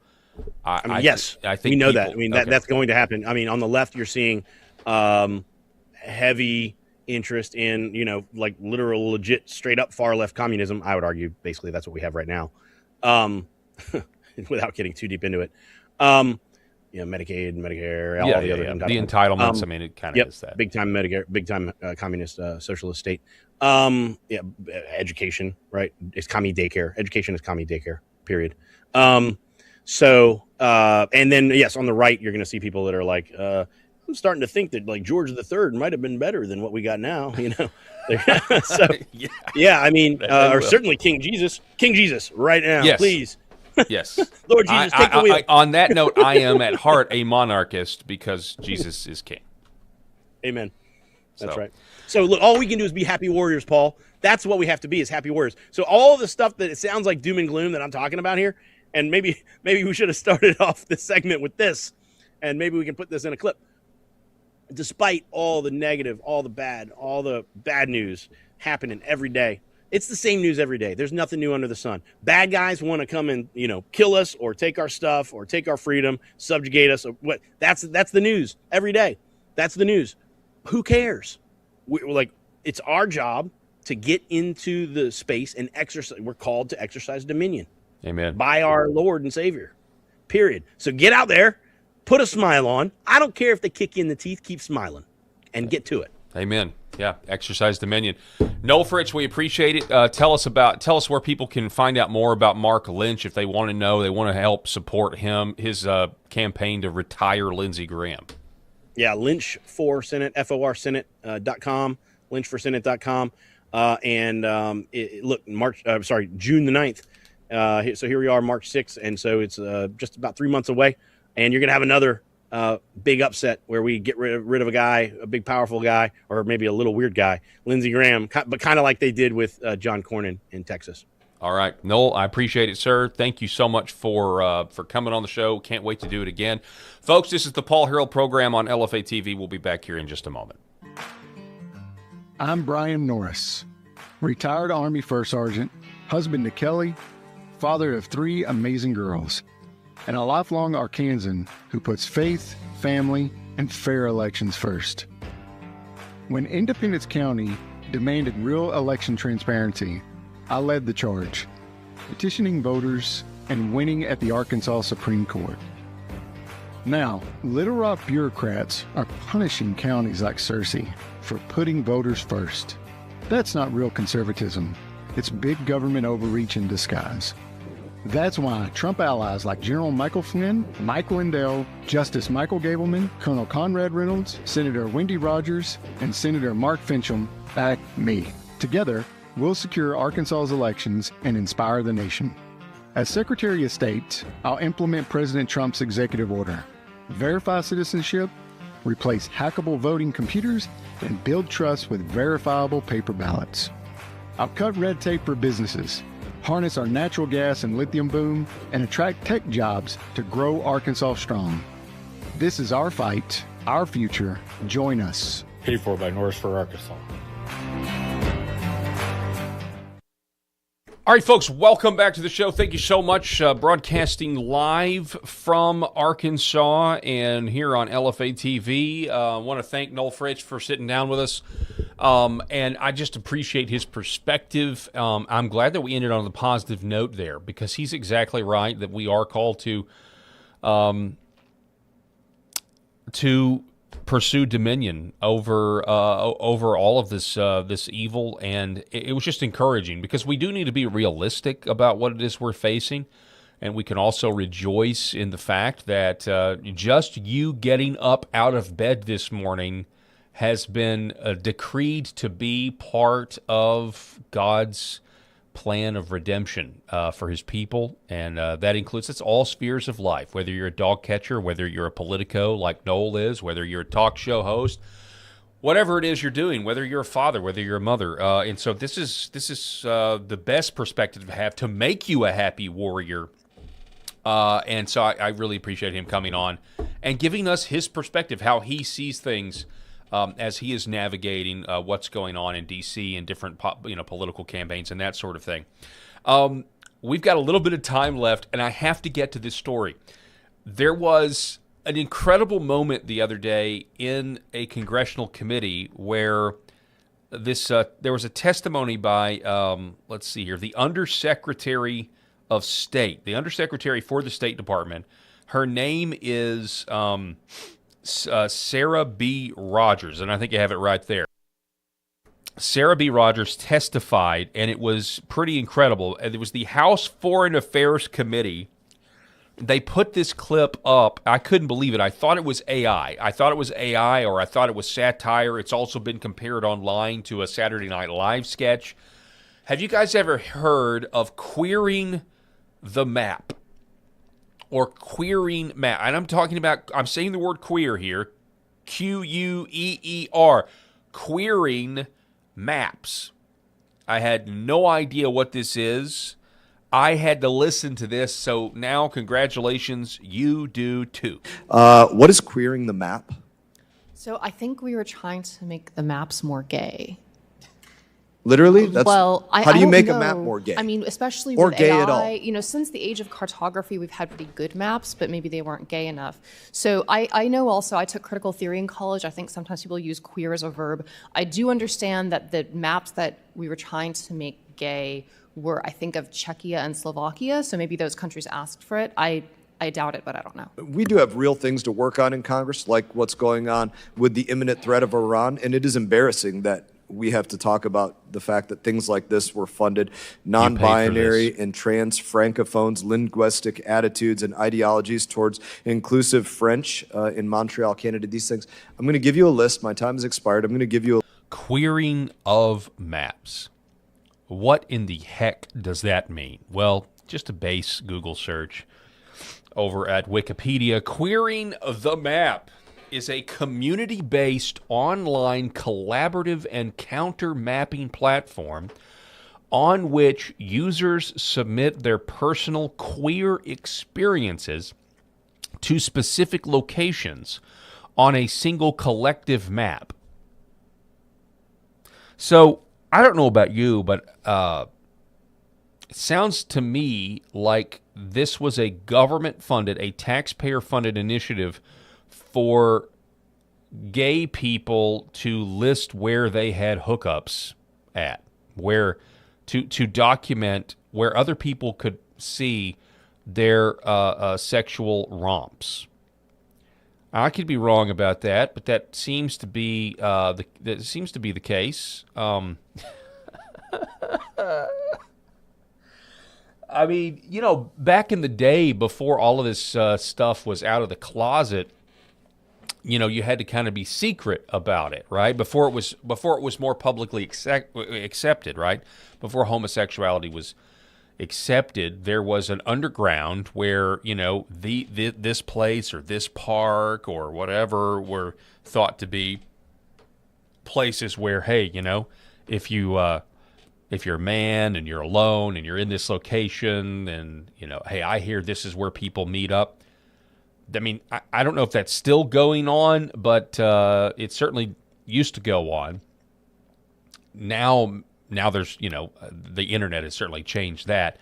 But is that what this is, an official queering the map? By the way, if you see there on your screen where it says queering the map is a community-based online collaborative effort and counter-mapping platform. Counter-mapping is highlighted there. There's a hyperlink there. So I clicked on that, and that goes to another Wikipedia page for counter-mapping. Counter-mapping is defined as creating maps that challenge dominant power structures to further seemingly progressive goals. I guess maybe some mountains look too patriarchal, maybe. So we want to, you know, that mountain is a little too phallic for the lesbians. Counter mapping is used in multiple disciplines to reclaim colonized territory. Okay, so it's not about hookup culture, although come on now. Counter mapping is used in multiple disciplines to reclaim colonized territory. Counter maps are prolific in indigenous cultures. Counter mapping may reinforce, or extend settler boundaries, even as it seeks. So it's also a way to say, I guess a counter map or queering map would also say, like, hey, that's not the U.S. border, that's the colonial border. The real border of Mexico is, you know, somewhere in the middle of Texas. Is that what it means too? I don't even know. I don't even know anymore, folks. It's It's unreal, absolutely unreal. Looking at some of your comments. Hey, Paul, do you know who Mr. Damn Skippy is? LOL. No, I do not. I do not. Although somebody said in the chat, I saw this, but I've lost it because it was so long ago. Somebody says that I look like Silent Bob from Jay and Silent Bob. And by the way, I appreciate you guys following my personal Rumble channel as I've been active in the chat today for the first time. So I do appreciate that. Rumble is just Paul Harrell program. Somebody says WTF. Let's see here. What else do we have? Yeah, so Kathy Ratcliffe says, absolutely disgusting. This really makes me mad. I work hard for my fellow dollars to support this mess. Yeah, that's exactly right. And under the Biden administration, this is what we were doing. We were paying, we saw early iterations of this back when Obama was, do you remember when he tasked somebody at NASA? I'm trying to remember this. Hang on a second. It was about math.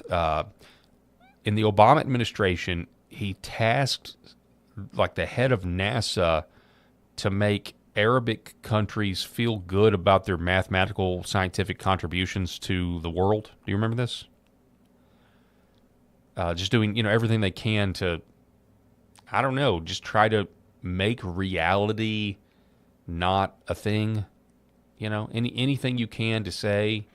Anything you can to run down the benefits of Western civilization that we have and somehow try to discredit them, delegitimize them, even though it's all self-evident. We live in the society that we do, and we're living off the derivative fumes of the great men that came before us that made good decisions, that feared the Lord, raised their kids in the fear and admonition of the Lord. And now we're living off of the fumes of that right now, and we're trying to restart the engine, but it's difficult. It surely is. Folks, now is the time of the program. We're going to hand this off to Secret America here on LFA TV here in just a minute. But I do want to remind you that to please, if you think about it, comes to mind, pray for my Uncle Dave. He still needs prayer to recover, get out of the hospital. Also, it's Friday. I hope you have a blessed weekend. I hope you spend time with your family. I hope you maybe put your electronics down. I need to take my own advice with that. I also hope that you go to church. For those of you who don't go to church, I would encourage you to find a church that preaches the death, burial, and resurrection of Jesus Christ and his mighty ability to save sinners, to save us from our sins, and I would encourage you to do that. For those of you who do go to church, have a blessed Lord's Day, and we will see you back here on Monday. My show starts at 4 o'clock Central, and it's a 2-hour slot. We really appreciate LFA TV, and wherever you are, whatever you're doing, like, share, subscribe this video, wherever you're watching, do all the things, help us grow, and God bless, and we're going to hand it off to Secret America.